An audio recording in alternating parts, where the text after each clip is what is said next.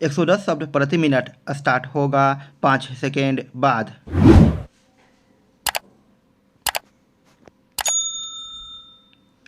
Start.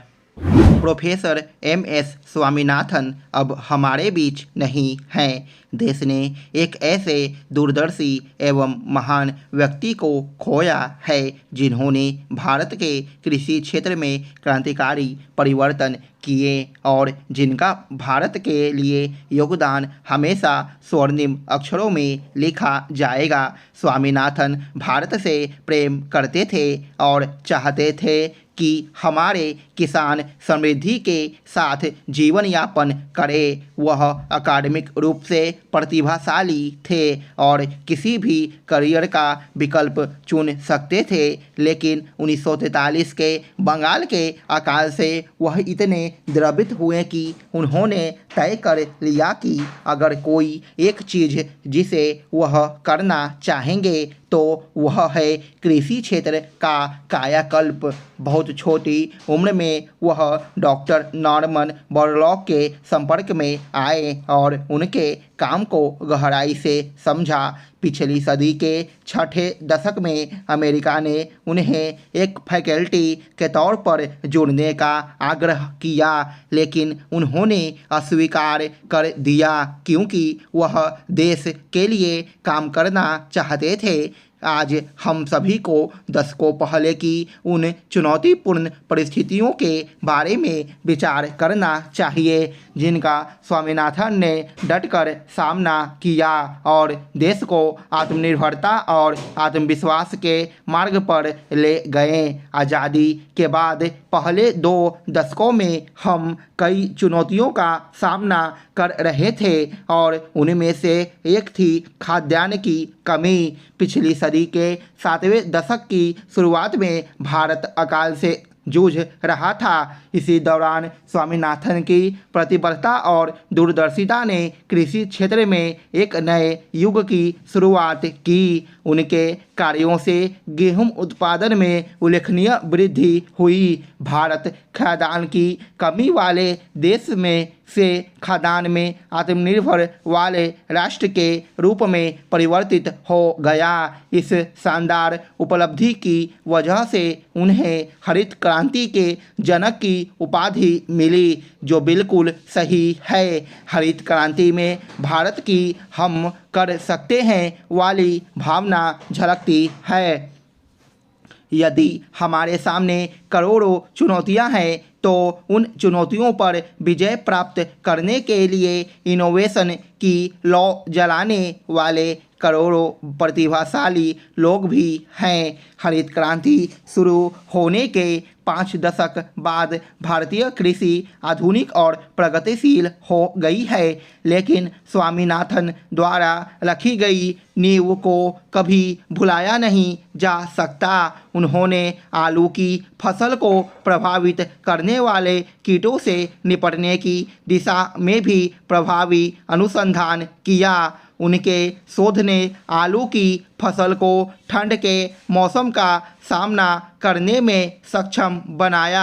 आज दुनिया super food के रूप में मिलेट्स या श्री अन्न के बारे में बात कर रही है, लेकिन स्वामीनाथन ने 1990 से ही मिलेट्स के बारे में चर्चा को प्रोत्साहित किया था। प्रोफेसर स्वामीनाथन के साथ मेरी बातचीत का दायरा बहुत व्यापक था। इसकी शुरुआत 2001 में मेरे गुजरात के मुख्यमंत्री के रूप में कार्यभार संभालने के बाद हुई। तब गुजरात आज की तरह अपने कृषि सामर्थ्य के लिए नहीं जाना जाता था। निरंतर भूखे तबाही लाने वाले चक्रवात और भूकंप ने राज्य की विकास यात्रा को बुरी तरह प्रभावित किया था। उसी दौर में हमने सॉइल हेल्थ कार्ड की पहल की। हमारी कोशिश थी कि किसानों को मिट्टी को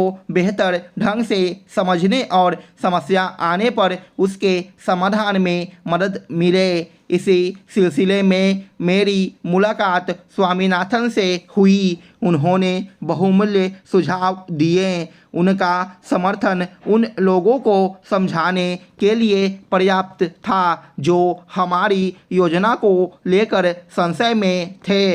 अंततः हमारी योजना ने गुजरात में कृषि क्षेत्र की सफलता का सूत्रपात कर दिया। मुख्यमंत्री रहने के दौरान और उसके बाद जब मैंने प्रधानमंत्री का पद संभाला तब भी हमारी बातचीत चलती रही। मैं उनसे 2016 में इंटरनेशनल एग्रो बायोडाइवर्सिटी कांग्रेस में मिला और अगले वर्ष मैंने उनके द्वारा लिखित पुस्तक श्रृंखला लॉन्च की।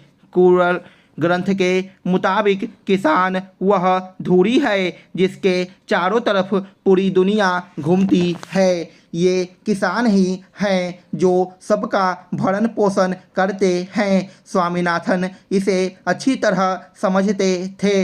अधिकांश लोग उन्हें कृषि विज्ञानी कहते हैं मगर उनके व्यक्तित्व का विस्तार इससे कहीं ज़्यादा था। वह एक सच्चे किसान विज्ञानी थे। उनके दिल में किसान बसता था। उनके कार्यों की सफलता उनकी अकादमिक उत्कृष्टता तक ही सीमित नहीं, वह खेतों और मैदानों में स्पष्ट रूप से दिखती है। उनके कार्य ने साइंटिफिक ज्ञान और उसके व्यवहारिक उपयोग के बीच के अंतर को कम किया। उन्होंने ह्यूमन एडवांसमेंट और इकोलॉजिकल सस्टेनेबिलिटी के बीच संतुलन पर जोर देते हुए हमेशा सस्टेनेबल एग्रीकल्चर की वकालत की। उन्होंने छोटे किसानों के जीवन को बेहतर बनाने और उन तक इनोवेशन का लाभ पहुंचाने पर बहुत जोर दिया। वह विशेष रूप से महिला किसानों के जीवन को बेहतर बनाने के प्रति समर्पित थे। प्रोफेसर स्वामीनाथन इनोवेशन और मेंटोरशिप को भी बहुत बढ़ावा देते थे। जब उन्हें 1987 में पहला वर्ल्ड फूड प्राइज मिला तो उन्होंने पुरस्कार राशि का उपयोग एक गैर लाभकारी रिसर्च फाउंडेशन की स्थापना में किया। स्टॉप।